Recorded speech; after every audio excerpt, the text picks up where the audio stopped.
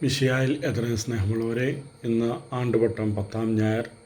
ഒന്നാം വായന ഉൽപ്പത്തി പുസ്തകത്തിൽ നിന്ന് അധ്യായം 3 മനുഷ്യൻ്റെ പതനം.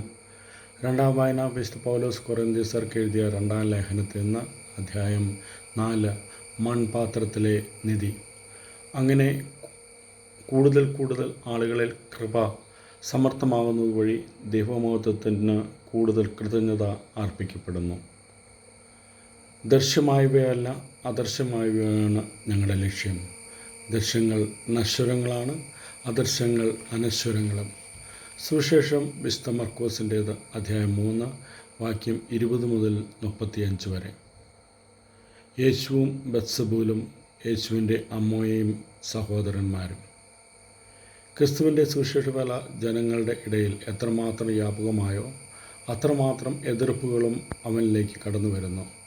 അവൻ്റെ ബന്ധുക്കൾ പോലും അവനെതിരായി തിരിയുന്നത് വചനത്തിലൂടെ നമുക്ക് മനസ്സിലാക്കാൻ സാധിക്കുന്നു.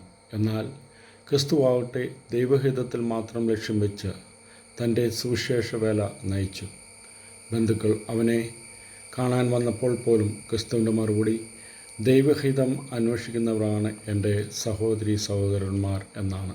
വാക്യം 45. നമ്മുടെ അടുത്ത ആവശ്യംശയുടെ കൃപയും പിതാവായ ദൈവത്തിൻ്റെ സ്നേഹവും പരിശുദ്ധാത്മാൻ സഹവാസവും നാം എല്ലാവരോടും കൂടെ ഉണ്ടായിരിക്കട്ടെ, ഇപ്പോഴും എപ്പോഴും എന്നേക്കും. ആമേൻ.